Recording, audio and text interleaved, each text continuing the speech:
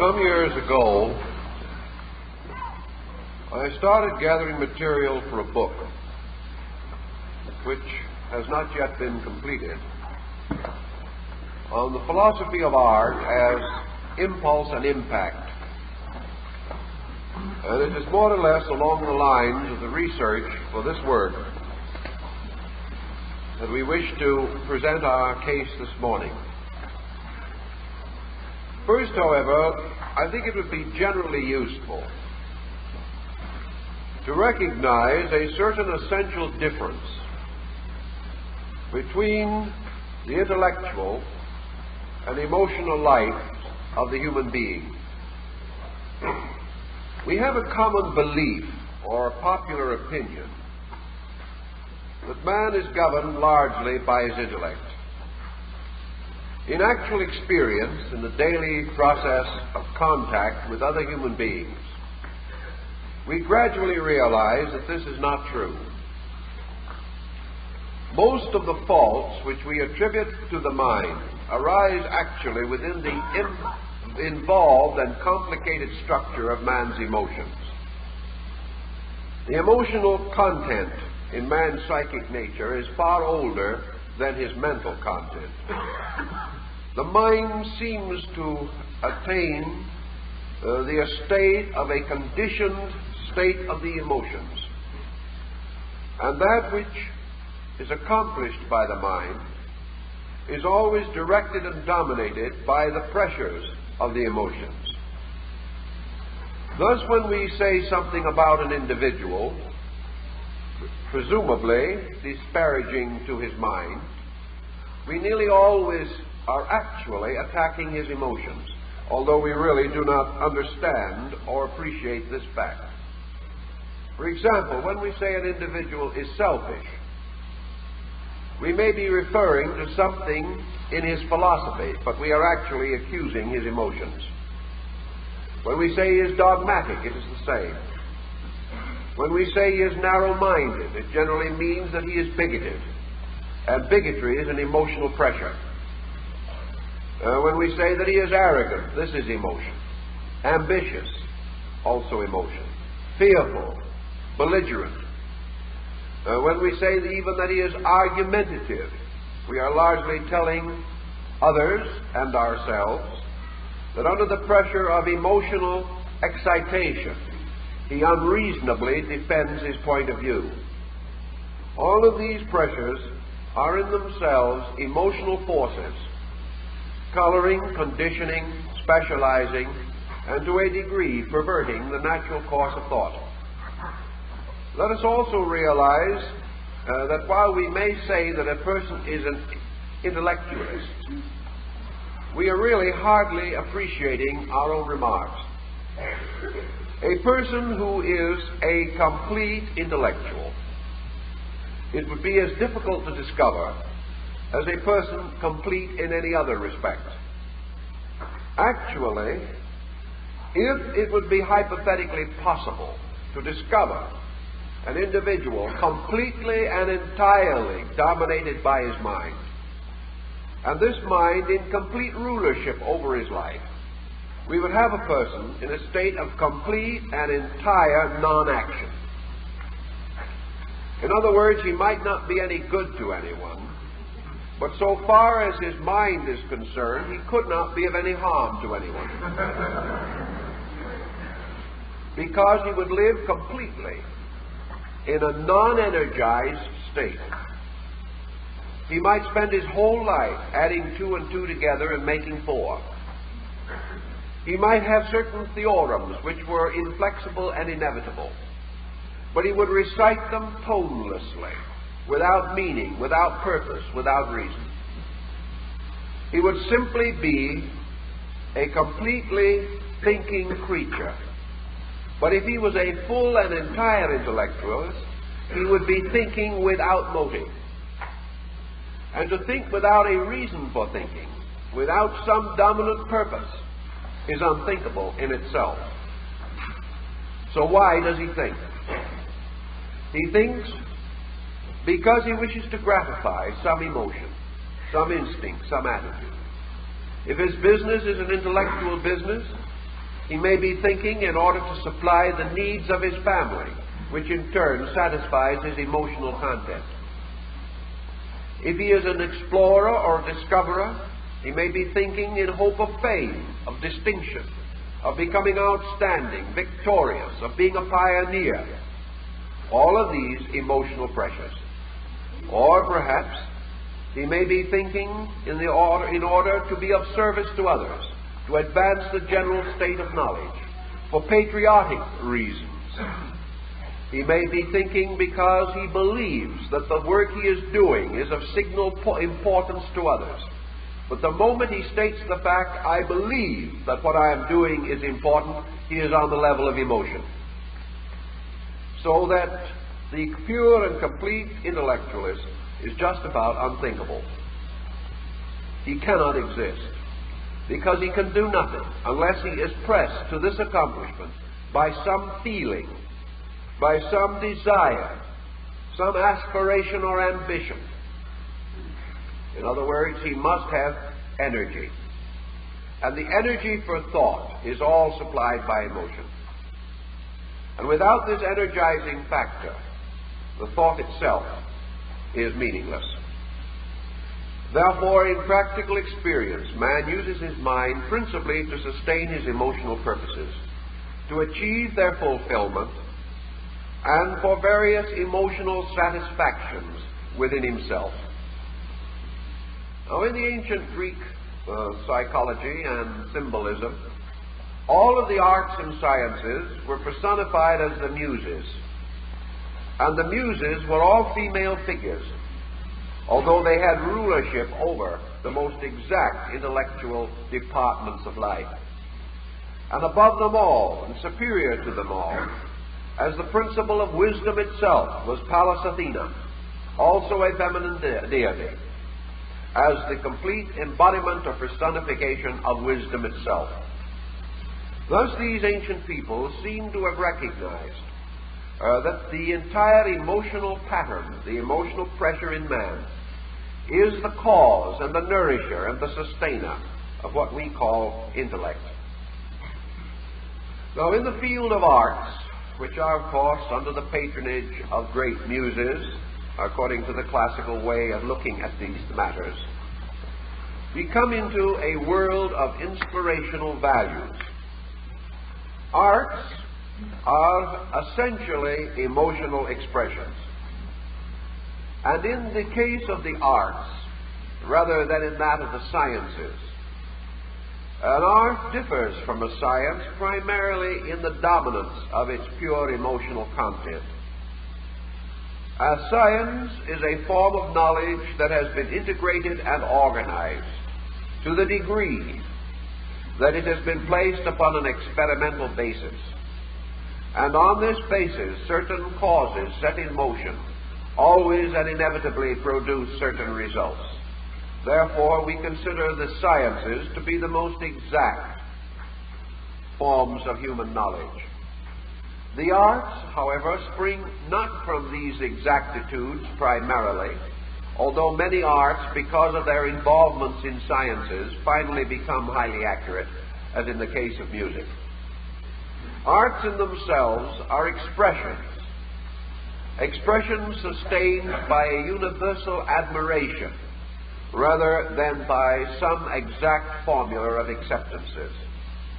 Admiration itself is a highly emotional state, but represents one of the most sublime, altruistic, and unselfish of man's emotional forces.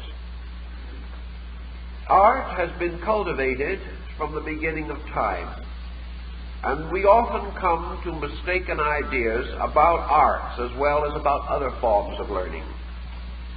We conceive, perhaps at least abstractly, that someone somewhere sat down and discovered art. Such is not the case.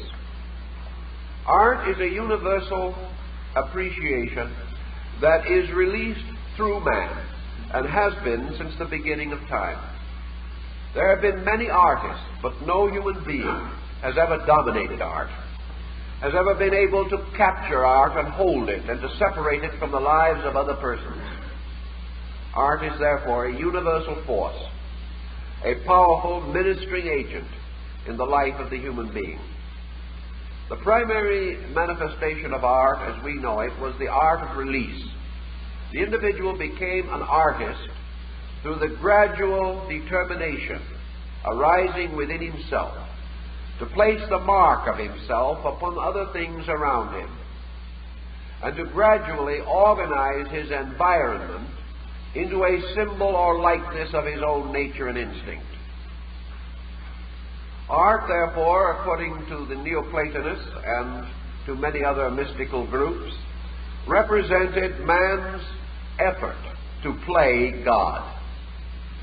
It was his effort to place upon his world the mark of a higher order of understanding or a greater integration of beauty than was otherwise possible. The Hermetic Axiom, therefore, reads, "Art perfects nature." The artist in any field, therefore, is one who was attempting to aid and assist the natural operations of the universe, or to make these operations more manifest, more obvious to others, in order that others might, through this realization, worship or understand or appreciate more fully. Man cannot actually of himself improve upon the divine plan. But this plan, working upon nature and through nature over vast periods of time, has produced out of itself certain apprentices or beings possessing power to cooperate with nature, either through understanding, through admiration, through inspiration, or intuition. Thus, all that the artist is doing is revealing nature, or cooperating with nature in the release of nature's own ways, purposes, and patterns. It was therefore of an early time that man conceived himself to be a gardener in a great world garden. It was not his privilege to bestow life. He could not give life to the seeds in the earth. He could not require the harvest. He could not, by a wave of his hand or a magic wand, cause the desert to blossom as a rose. Nature had to do these wonders, but man could help. Man could bring water to the desert so that it might blossom. Man could weed the garden so that the good plants and the purposed growth could have an opportunity. Man could also arrange the flowering and planted things in patterns peculiarly pleasing to himself, and therefore, to his estimation, pleasing to everyone else. Man was also able to encourage the life of growing things by supplying them a suitable environment, by keeping them well fertilized, by keeping the soil soft and cultivated above them. Thus man could help. He could not bestow life, but he could conserve it. He could direct it and aid it. He could do for all things in nature that which theoretically he would like to do for his own child. Bring these things into maturity with less difficulty than they would otherwise experience. So art became the handmaiden of the law. It became an instrument by which the works of the eternal were revealed to man, by man, in a more sublime and wonderful way. Art as architecture began building magnificent shrines and temples to man's worship. Art as music brought the great masses and the wonderful litanies to the church and to all phases of man's aesthetic enjoyment. Art, even in such fields as astronomy and psychology, brought wonderful revelations of the universe. But art, most of all, produced a tremendous impact upon persons beholding it, or those coming immediately or directly under its influence. Thus, in man himself, art is impulse. It is his own release of the patterns divine and human that are locked within his own soul. Art as impact is the reaction of this tremendous revelation upon other persons who receive into themselves a strong and pressured and conditioned reflex as the result of artistry as it is expressed through great creative ability. We often wonder who taught the great artists. We know, for example, that these artists had their schools and workshops where they instructed others. But who taught them?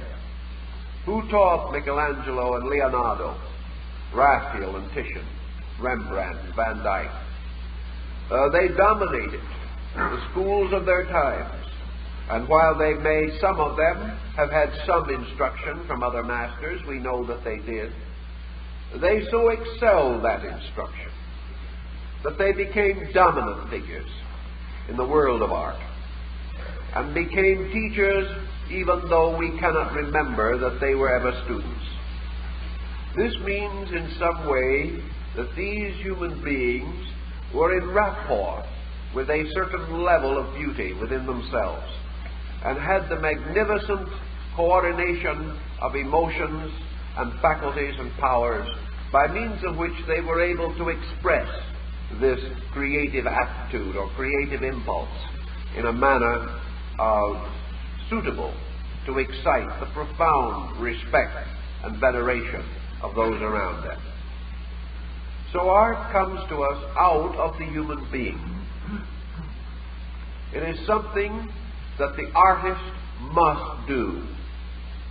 It is something that he must give into, accept, and recognize that he is dedicated to this particular activity. Thus, for him, art is a natural expression, and it loses its value only if he, as an individual, is not so emotionally constituted.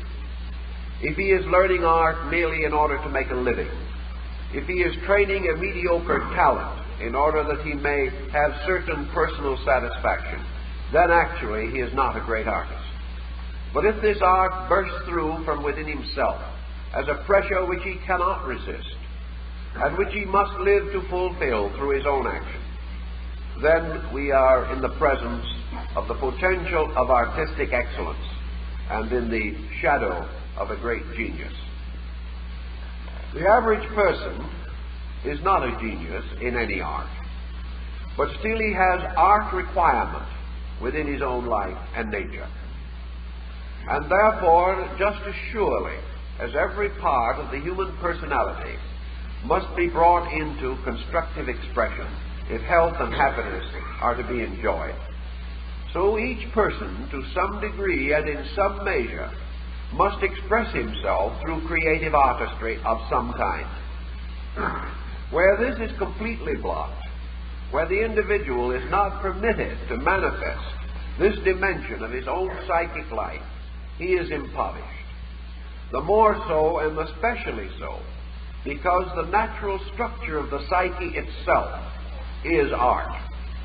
And as the Greeks and Egyptians so well pointed out, the release of the beautiful through man is the release of his own soul.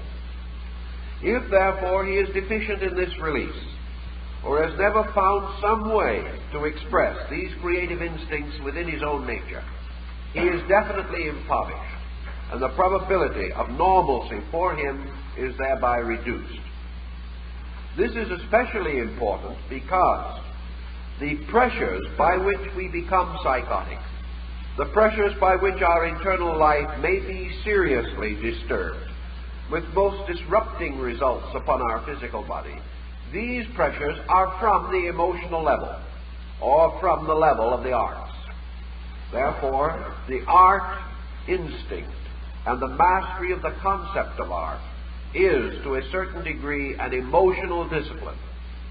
It is a discipline by which the emotions find constructive, reasonable outlets, and are thereby prevented from unreasonable attitudes and activities. So we will consider first art in its nature as impulse, the impulse of the individual to reveal himself.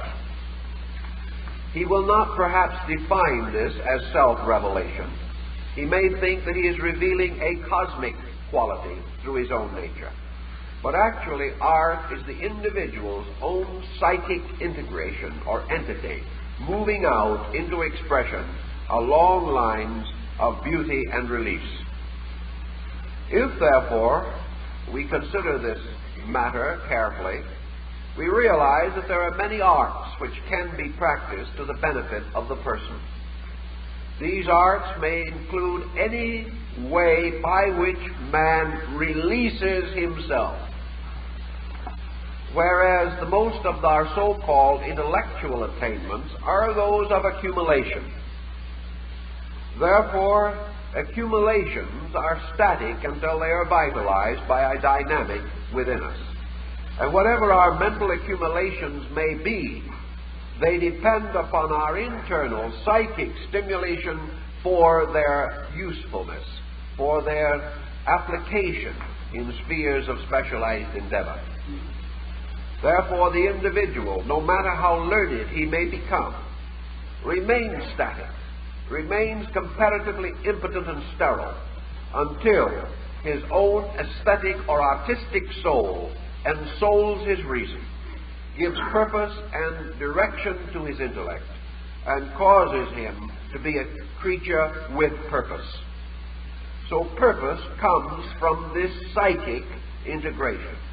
And man's purpose is no truer, no wiser, no better than the degree of wakefulness which has been attained within his own soul.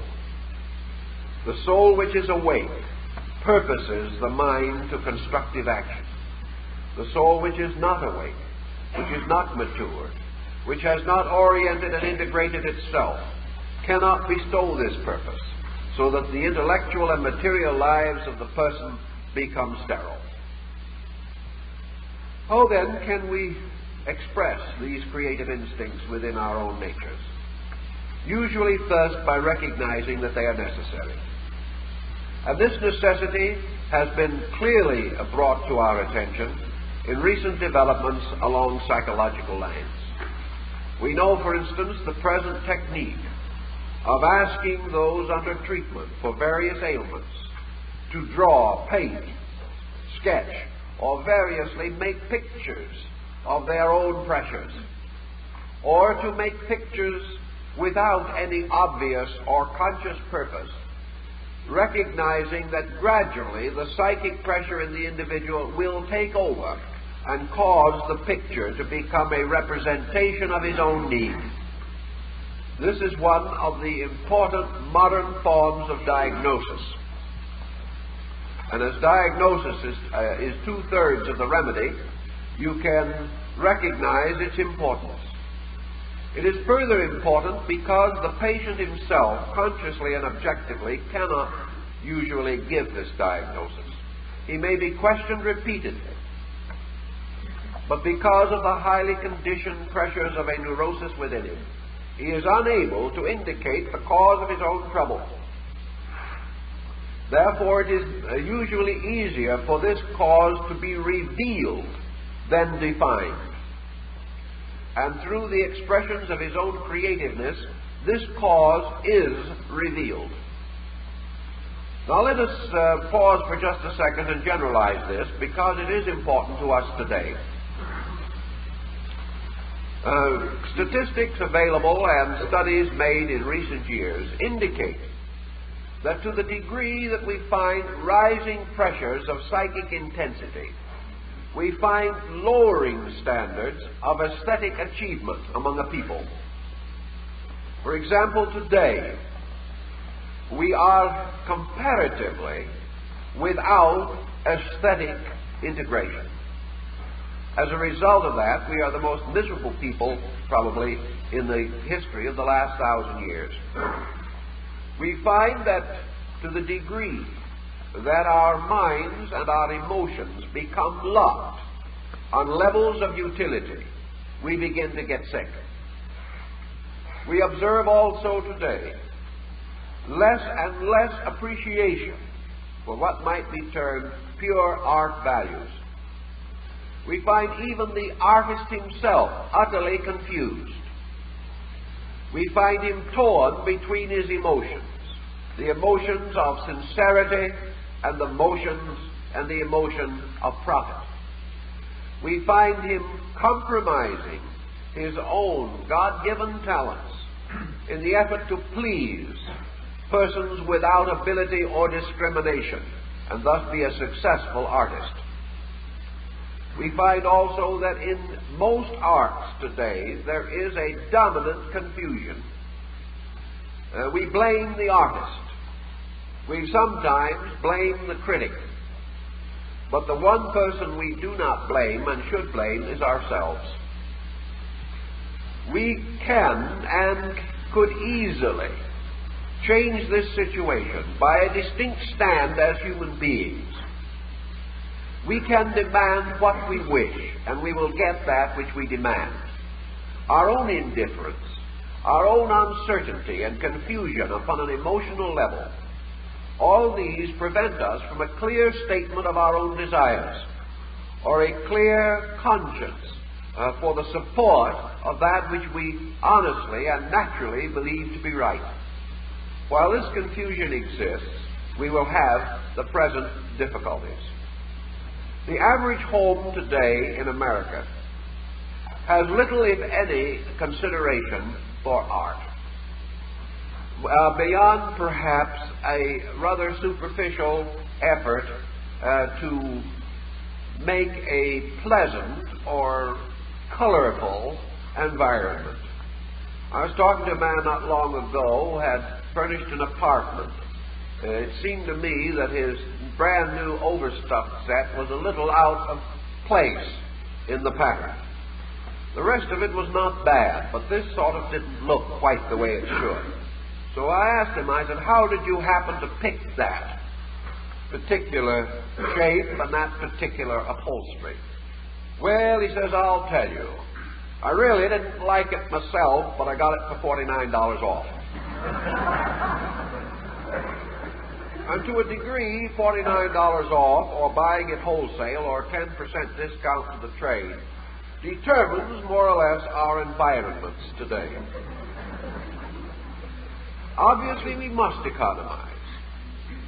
But if our instincts were as strong on an aesthetic level as they are on the level of our economy, we probably would search a little longer and finally discover at the same economy something that was suitable.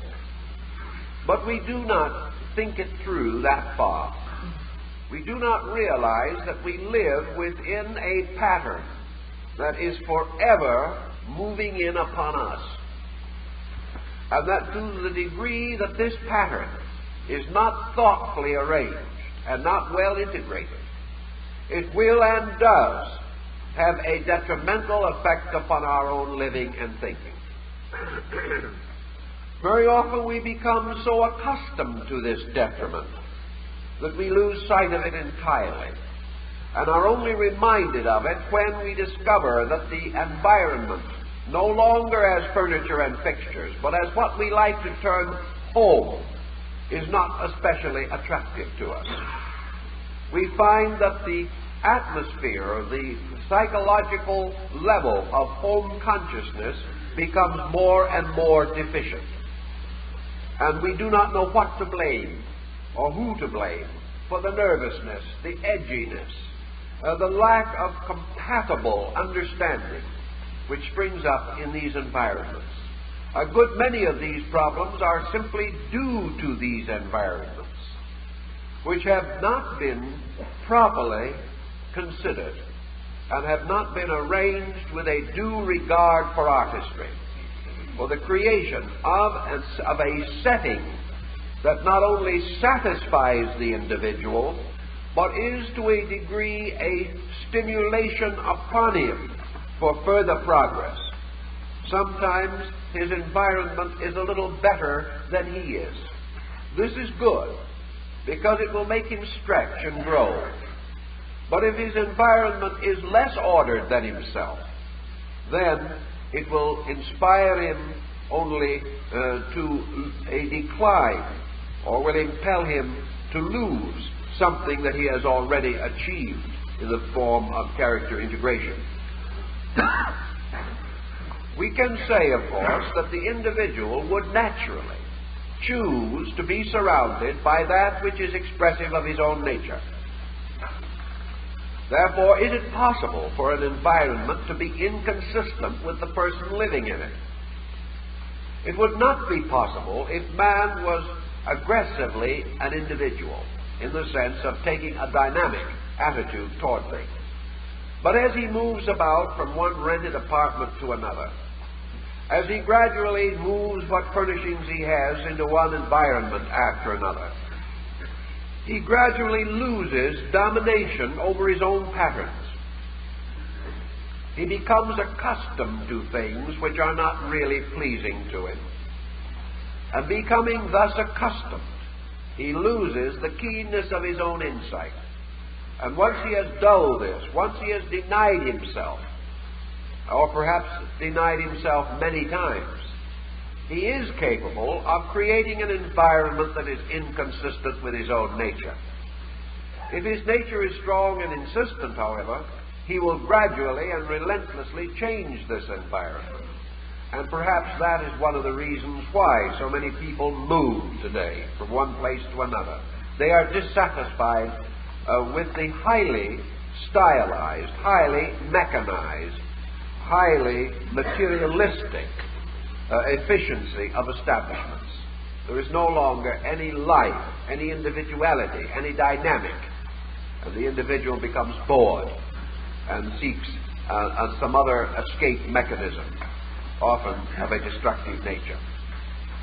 Another particular specialization within this is the gradual disappearance of art in the term of efficiency. And we have one or two points to make on this subject. And that is the comparison between the Rococo furnishings of the 19th century and the streamlining of the 20th. Essentially, the value does not lie in these two arbitrary definitions.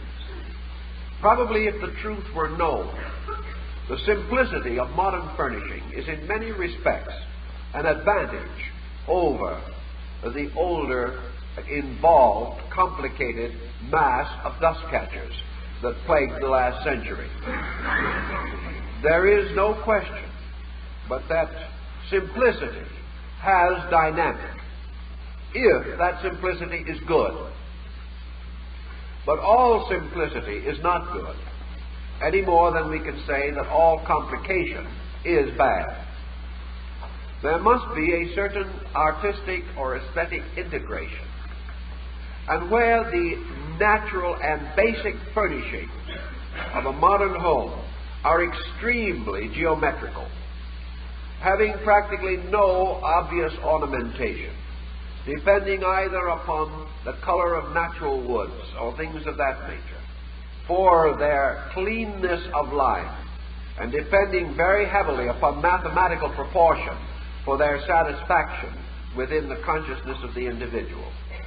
We have perhaps in the house today a series of excellent foundations, excellent pedestals for the use of the individual in creating his own artistry.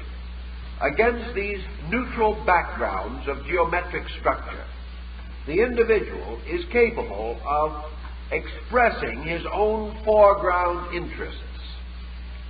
And therefore, it becomes even more critical for him to decide how he shall enrich and how he shall ennoble and bring warmth to these austerities. Because austerity in itself is neither a vice nor a virtue. But on the level of art, it is always encouraging the individual to bestow something from himself to enrich and ennoble it. Thus, where we have these highly traditional, highly conventional forms as we have them today, there is nearly always a pressing demand for the presence of well-chosen, highly integrated art.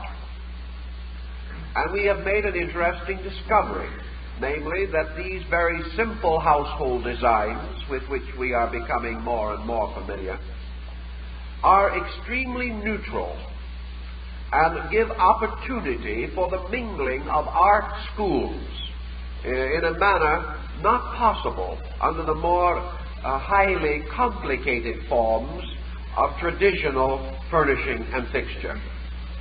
When you had a Louis XIV chair or a Jacobean sideboard, you were more or less forced to build around these dominant pieces a compatible atmosphere. And little by little, you became a traditionalist in furnishing. Today, however, there is no such stylization. If anything, modern furnishing is moving gradually towards certain Oriental schools. And I believe that the Japanese home furnishing concept has taken a deep and powerful hold on the American imagination.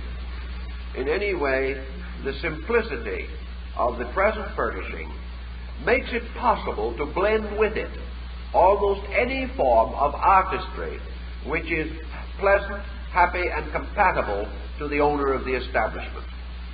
We thus have today a wonderful opportunity in the home of blending East and West as schools of ornamentation and artistry.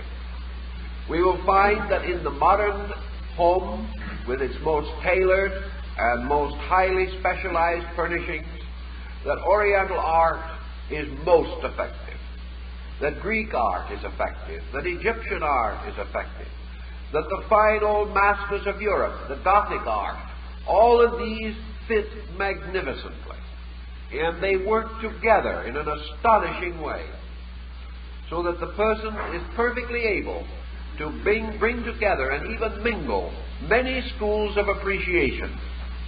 These schools give him a warmth, give him an understanding, and give him great opportunity to reveal his own nature. It is therefore rather depressing to find that the majority of individuals do not accept the challenge offered by these things. They are satisfied with mediocrity in the form of a lamp and a pair of bookends. They are not inspired to fulfill the challenge of these wonderful pedestals upon which the individual could place the objects of his own understanding. Thus we have great need for artistry today to help to build better homes, better families. But while the utilities may be supplied by firms and houses specializing in these things, they must be arranged into a highly personal pattern by a dominant individuality. Speaking of dominant individualities, I know a very wealthy man in this community who tells me that he has never been in his own front parlor because he is overwhelmed by it. He didn't furnish it himself. It was a sort of a family deal. And when it was all finished in its lavishness and its splendor and its magnificence, the poor man had an inferiority complex every time he went in. In other words, he was completely dominated. He had no sense of being able to create something himself within this environment. It just moved in upon him. And this can happen also if we believe all it says in the books on furnishings. That we should like this, that we must appreciate that, and that we are little better than morons if we do not choose a certain type of thing. All these pressures prevent the individual from being himself. And perhaps they save him while he has no self that he wishes to express. But if he has a dynamic, he should release into his environment, fulfilling the things which he believes to be necessary for his own peace, happiness, and intellectual moral security. So much of that field, and we go into others. In the field of artistry, we've already discussed the problem of music in a lecture which we gave on the last program, so we will not emphasize that phase today, other than to point out the same rules apply. and that the selection of a musical life, now greatly enriched and made more dynamic by the high developments of fidelity and things of that nature in good music, that this in turn becomes a challenge on the life of the individual to choose that which is appropriate to his own consciousness, and to try at the same time and grow. So we will emphasize especially this morning that type of art most generally associated with the term, and that is painting and sculpturing. And we will try to understand the problem as the individual experiences it. The individual naturally progresses from within himself in terms of symbolism. Every human being who has any kind of a psychic integration is instinctively a symbolist. From the time when he doodles on the telephone pad to the time that he becomes another Michelangelo, he is a symbolist. He is forever releasing or expressing or exposing something from within himself. Now, a great many persons are not skilled artists. And in a great number also, the instinct to art is not strong enough to dominate other instincts. If this instinct is not strong, it can seldom, if ever, be transformed by learning into genius. But it can be, to a certain degree, released into a condition of pleasant cooperation in living. To simply say, I can't draw a straight line and then lose all interest in art, is to defeat ourselves. We may not be able to draw a straight line, but did you ever realize that neither can nature? There is not a straight line in the universe. Therefore, this does not become so serious a defect as some individuals conceive. There is a rudiment of artistry in the individual that can be released to some degree. When we give children music lessons, there is not one person in 10,000 who has any expectancy that his prodigy will ever achieve greatly on the level of professional music. But we have always felt that music was a civilizing force in the life of the young and in the life of the old also, even though the process of attaining it may approach barbarism at times. So we go through this procedure, fully convinced that it will ultimately have a maturing effect upon the soul. Today, with the greater increase in leisure, with working hours shorter, with nearly every problem of life brought more and more under an extraordinary efficiency, the possibility of the individual devoting some part of his life to the natural expression of himself should loom strong on the horizon of man's affairs. It is perfectly conceivable that everyone can find some form of artistry by which he will be able to increase his own personality integration. Now, one thing that has been held against art and against nearly all avocational artistic interests is that they have a tendency to divide families. The individual with a hobby devotes time to that hobby which other members of the family wish to have devoted to themselves. This is true where there's only one hobbyist in the family. But experience has proved to us that the individual who objects to the hobby is usually the one most in need of one, because he has none of his own, or he would take the other person's time in which they are engaged in hobbies as a wonderful opportunity to advance his own. But if he has none and is depending totally and completely upon the physical association of someone else, then it can become a highly competitive problem. But there is a hobby in which both families and homes can work together on an artistic level, and that is the home itself, making it a more complete expression of a harmonic integrity of human life. But everyone today needs avocational outlets. especially on an artistic or aesthetic level. And if it does not happen that he is able to paint or draw, it may well be that he can have the craft shop or the loom or something whereby he becomes creative. Now this brings us to the keynote of the whole situation on the level of art, namely the frustration of the individual to be creative.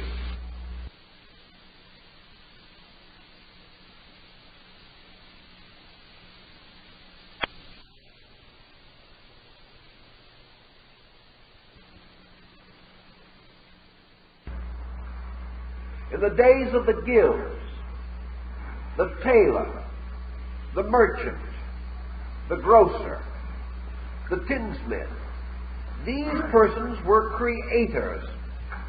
They took a tremendous personal satisfaction in making something grow or come to usefulness through their ingenuity. They were recognized as leaders in their society because they were creative artisans. Thus they had something we have completely lost, and that is the pride of creativity. Today we must find this again, because without it, our neurosis will increase. We must release. We cannot allow all of the advantages and opportunities and privileges with which we are surrounded to flow in upon us, be captured within our own minds, emotions, and memories, and there stagnate. Unless we can take what we know and do something with it, it endangers us and creates within us the possibility of abnormalcy and serious psychological and psychiatric problems. This lack of creativity can be best and most easily supplemented or compensated for by a strong development of whatever artistry we have. If we do not feel that we have any artistry at all, that is all the more reason why we should search for some expression by which we increase either in our appreciation of beauty or in our skill, or in some way in which we can contribute self-expression to a life very largely dominated by formulas. Formulas in themselves as dull as dishwater. Formulas of no value to our psychic integrity. Now, from this art as impulse, we then turn to the concept of art as impact. Just as surely as man feels the need of creativity within himself, so he responds instinctively and inevitably to the creativity of others. Whenever a person looking at something says, "I like it," or "I don't like it," he is reacting to art as impact. Art as impact is the acceptance through his own sensory perception of the ingenuity, the genius, the sublimity, the symbolism, the moralism which he finds in the things he sees, or the sounds he hears, or the buildings where he functions in life or business. Thus everything around us in the world that is the product of human genius and ingenuity becomes a form of art as impact. Art as impact will be found in the parks of our cities, in the public buildings of our communities. The art as impact will be found in the outlines and profiles of our automobiles, the new color combinations on our refrigerators and deep freezers. Everywhere where things have been made colorful, have been given good, clean line of design, have been made to glitter and to shine. All these things are impact upon the psychic nature of the individual.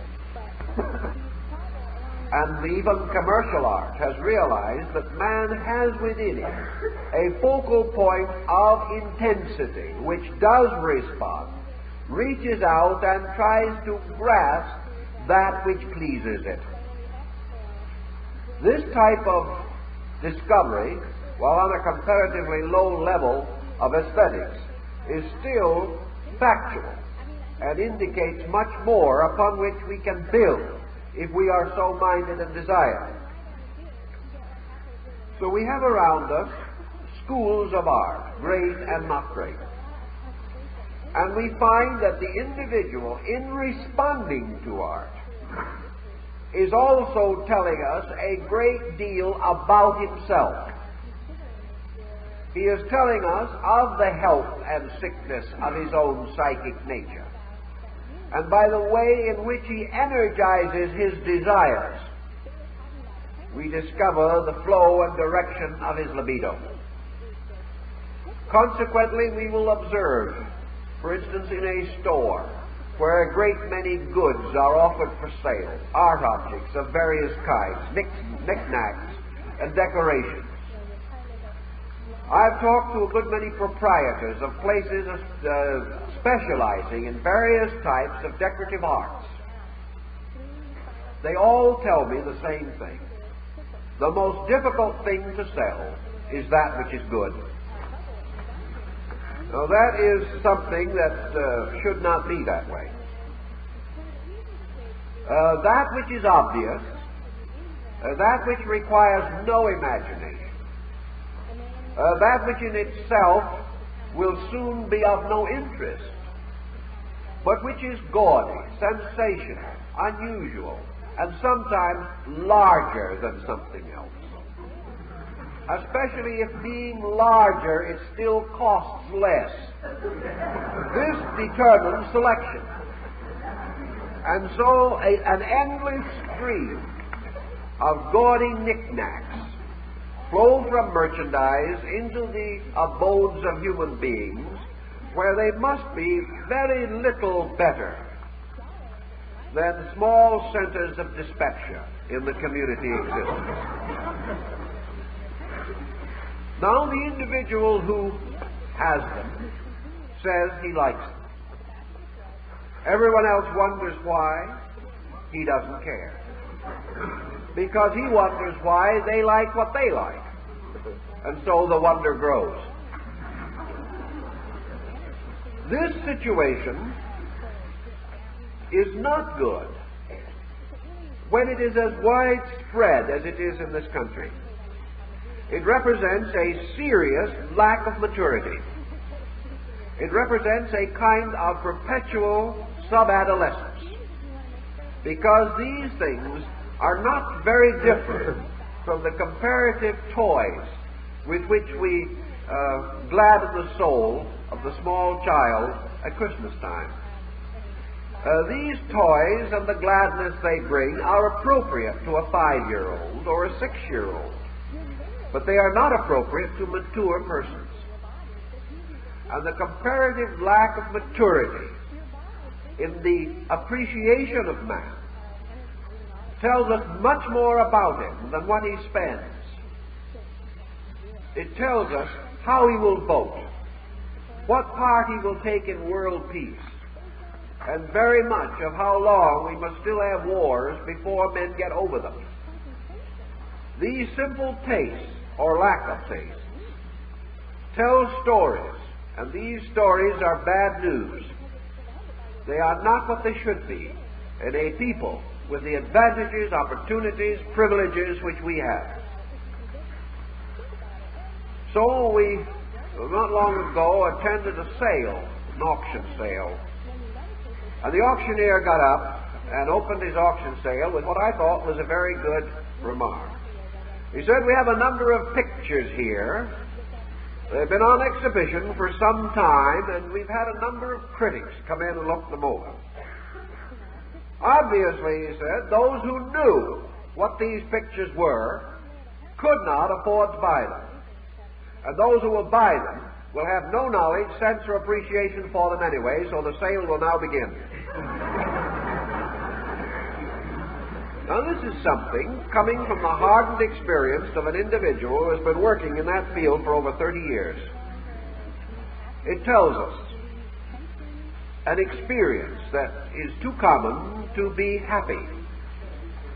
An experience which must and does point out that the individual in his education and in every part of himself has completely ignored his own cultural content and has become concerned only with what he considers economic survival. If the economic struggle has gotten this tough, if it has become such a complete and overwhelming obsession of peoples, then it is going to head into its own destruction, because nothing can live by bread alone. It must live by something deeper and more beautiful and more wonderful within itself. So art as impact tells us what we are by how we react to impact and what constitutes impact. And where we react to that which is not good, where we react to something, as one customer said, picking up a small object, "I love it, it's so silly." Now, if that is the basis of affection, they must have an extraordinary group of acquaintances.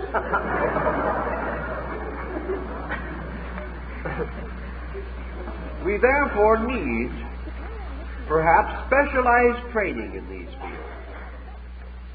And the question always will be how to induce people to take such a training.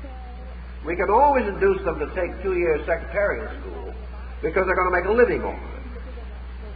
We can induce them to take up stenotype or something of that nature, or to study for 6 months to be an office hostess. All these things are practical. But how are we going to get people to do the things that they should do so that they will not get sick? That's been the question the doctors have been asking for a long time, too. Because in the field of healing, there are millions of dollars for recovery and not one nickel for prevention. The individual doesn't care whether he is sick or not until he is sick. Then he doesn't care what caused it, as long as he gets over it. And he doesn't care whether he really recovers or not, as long as the pain stops. So really sincere problems of remedy have very little opportunity to survive. The economic value of man's aesthetic life is not measured by the fact that after he has taken 2,000 piano lessons, he can give piano lessons at $3 apiece.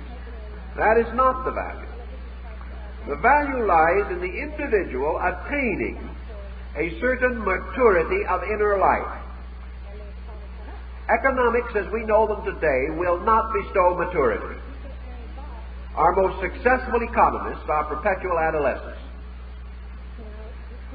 The maturity of life is not to be brought about even by the sciences and by the high development of our learning or our industrialism or our trade schools and things of that nature. The problem lies on the level of essential culture itself. Without culture, we cannot be healthy.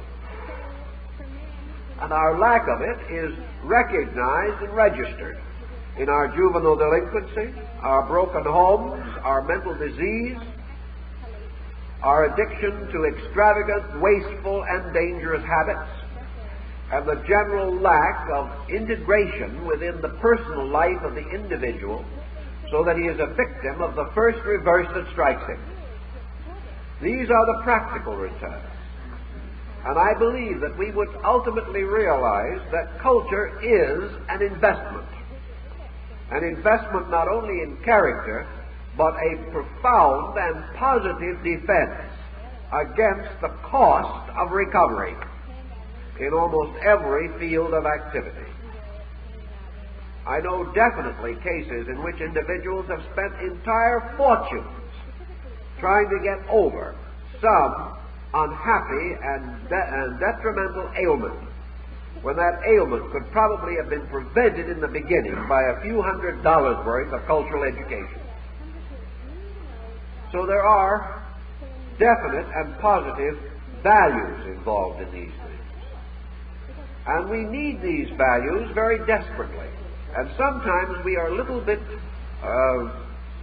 discouraged by the fact that those persons who should be most aware of this, students of comparative religion, philosophy, and the great creative, mystical, and esoteric subjects, that these are among the worst offenders in this particular, because they have become so much interested in their notions and their ideas and in their doctrines and their beliefs that they have not reserved any part of their means or their time for the simple aesthetic pursuits which they have come to regard as almost below their level of attention.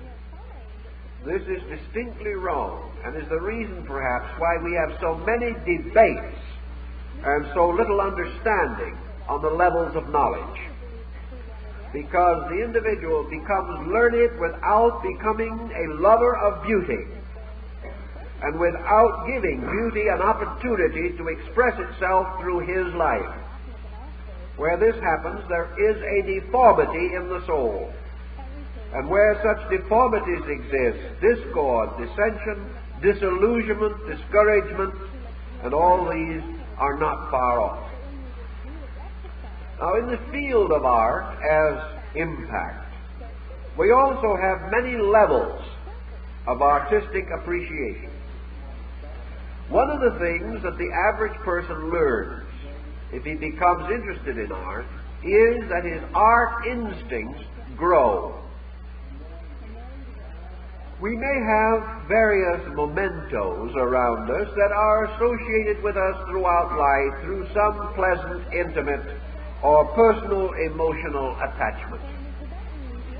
Those are one types of art, usually of no great value in themselves, but valuable because they remind us of something, recall something to our minds for which we have some deep regard or remembrance. These are of one order, but in the level of art itself, the individual should grow. The person unskilled and untutored in art cannot become immediately learned, because art must first of all please you. The proof of art is the fact that the individual is rejoicing in himself because of it. I've talked with some very great art experts as to what constituted for the individual a great work of art. They are all of the same opinion, that the term great is completely personal and relative, that which is satisfactory to the person who beholds it is for him art.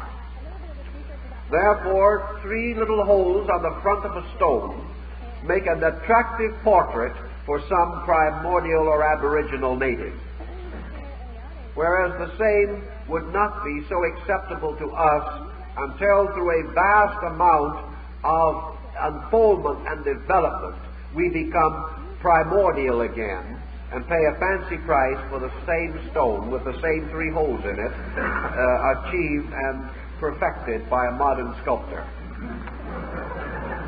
Now, the difference between an African primitive and a Parisian primitive is very great. The African primitive is honest. It is the natural instinct of a people releasing from itself its own dream of beauty. To us it may be a little bit not beautiful, but it has a tremendous impact of integrity. But when a piece of this kind is copied as the result of a group of French artists sitting around in the Cupole or the Dome in Paris drinking absinthe, when this piece is copied by a decadent modern, it is not art anymore. It isn't honest. It was honest when the primitive man made the 3 little holes in the stone and called it a face. There is something tremendous in his dream, his vision, the entire impact of his consciousness. But when a modern man, knowing better, does these things, it is not art. This we have to learn sometime to realize. And that these arts which are not honest can never serve the common good of man.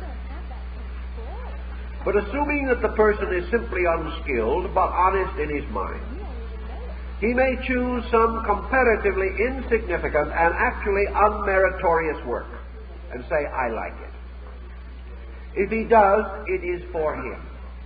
For it is not only answering a longing within him, but it is telling us the story of the level of his own appreciation, or the level of the value on which he is able to function. This impact is a complete diagnosis of something. It tells us not only what he likes in art, it tells us how he will face life, how he treats his family, or how his endocrine system is, how he will work with other men in an office, what his probable religious ideals will be, and about how much defense he has against the nervous breakdown or stomatic ulcers. All this is told by this statement of his, I like it. It is telling us a great deal about that person. If, however, he is an honest, natural person, he will take what he likes and take it home and cherish it. And then about 6 months later it will disappear. Why? Because he has learned the lesson of it. Because the psychic content in man, like every other part of him, is never satisfied. It must grow. As soon as he has become accustomed to a thing, the moment it ceases to challenge him, he becomes indifferent to it. It is like the person who just couldn't live without that new car until he got it. 2 weeks later, he doesn't even take care of it. Once he has it, either as a possession or as a level of consciousness, it loses interest for it. Therefore, he will be impelled, if he is normal and natural, to reach further. And the next time he says, I like it, the object of his liking will be a little more advanced, a little better. For it may happen that having secured his first piece of art, good, bad, or indifferent, he had an experience which he recognized as psychologically significant. Therefore, perhaps he read a book on the subject for the first time, or decided he would go and attend a class on art appreciation, or perhaps he went down to some friend of his who was an artist and had a little chat with him about these things. Something stirred in him, and he started. And once he started, there is no end. For after he had gotten through with that particular impact, he began to think more about it, just as the musician, the music appreciation person, does not start by a full and complete appreciation for Beethoven, but he can grow to it gradually. And it is never his, while a friend of his tells him he must appreciate Beethoven. That is not the answer. It must come from within himself, in his own solitudes, in his own quietudes, and without pressure of any kind.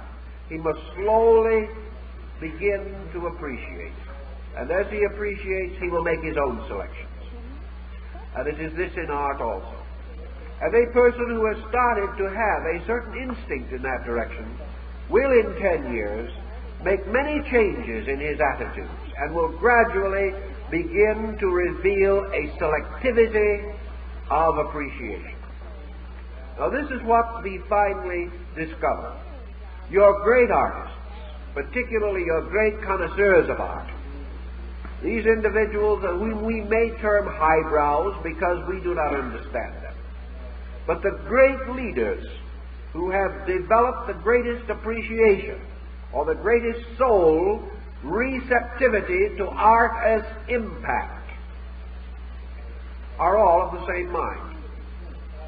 Because when they reach a certain degree of excellence, they come to a common appreciation. For they realize that they are approaching the substance of pure beauty. and that the great masterworks of the world are the most thinly veiled representations of this pure quality of absolute excellence. Such works are rare, and very few may ever own them. But those who understand them, and many who have understood them well, have never owned them. Those who have this appreciation can turn to an Italian tapestry or a Chinese painting, and if it is of that level of internal excellence, revealing that quality of creative consciousness on the part of the artist,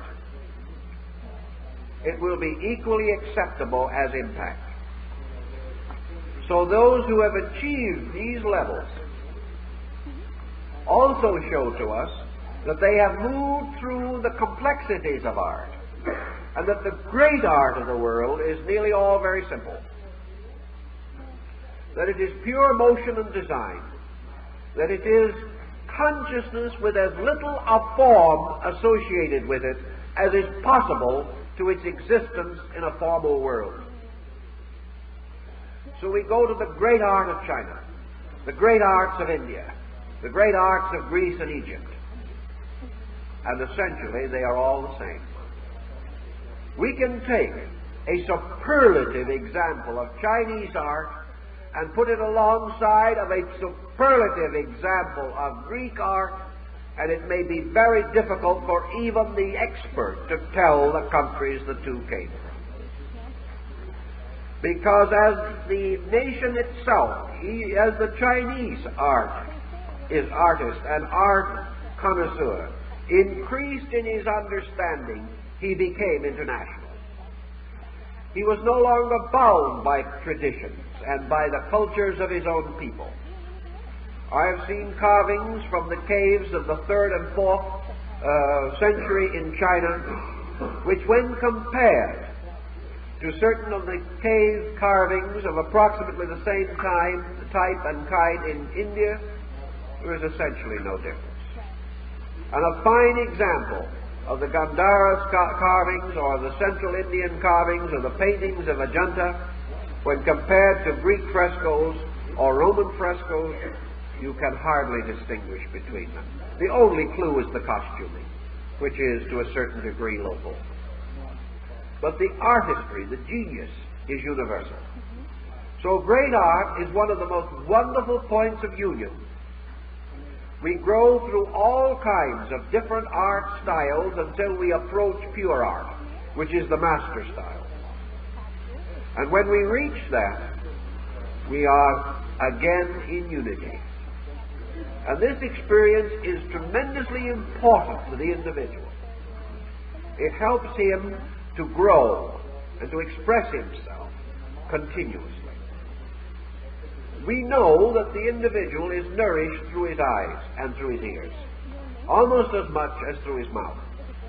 The mouth may nourish the body, but the ears and the eyes nourish the soul. And therefore, the constant association of the individual with certain standards set up by himself for the civilization of himself, this association brings with it a subconscious growth, a subconscious enrichment of character. We know, for example, that during the war, when we wanted to have some of our young men learn languages very quickly, we simply used phonograph recordings, which we played at a very low tone, constantly, where these young men were. These records were played when the young men were not studying, but they were language records, constantly played and replayed while these men were doing other things, eating, sleeping, doing anything that they were doing. But as a result of this tonal pattern, continuously repeated in the background, and the instructions constantly reaffirmed, these young men learned languages with a phenomenal speed, many achieving in a few months what under normal conditions would have required years. Therefore, we cannot say that these tonal patterns in the background, even though we may not be listening to them, are not tremendously vital in the conditioning of consciousness. And the same is true of works of art. A beautiful work of art hanging on the wall of a house can become a minister of civilization in that house. A few fine things which the individual associates with will constantly preach to him, teach him, inspire him. He will not know when they speak or how they speak, but he will feel better. He will also discover certain changes in his own moral life. I was talking with quite a fine art connoisseur not long ago, and we were talking about a piece of art which he was taking or planning to take home with him, some piece that had come into his possession. And he said, "I'm a little worried about this. It is a magnificent thing, but I'm a little afraid of it. I'm afraid that I'm not worthy of it. And if I'm not, I'm afraid it will make me unhappy. I think it will make me grow faster than I can, or give me a problem. Because," he said, "if I take a piece of art like this into my house and place it in a room, I turn that room over to that piece of art. From that time, it will tell me what it will endure and what it will not endure. It will tell me, I will not take those window curtains. Take them out. Or it will say to me, I can't stand the rug. Or it will say to me, I don't like the other pieces of art you have. Get rid of them. And every time I come in, it may say to me, you are a pretty ornery, no-good character, aren't you? I don't like you. That in 6 months I will be under the tyranny of that piece of art. And the only way I can ever escape it, there are two ways. I can remove the art, and then it will remain in my memory to haunt me, and to rouse me at night and say, ha-ha, you couldn't take me, could you? Or else, he said, I must suddenly become a much greater person than I am, so that that piece of art will be happy. It is alive. It has a ministry, it has a majesty which will not permit it to be accepted easily or tossed aside or become an insignificant part of the background. These things are strong, and the individual must be himself strong to live with them, because they challenge every weakness in him and make him ashamed of himself day and night. Now, those are the kinds of thinkings we have from people who are far advanced in this type of thing. Much further advanced than most of us are. But they tell us that there is a tremendous dynamic in these problems. And that if man wants to build a good world, he must build a beautiful world.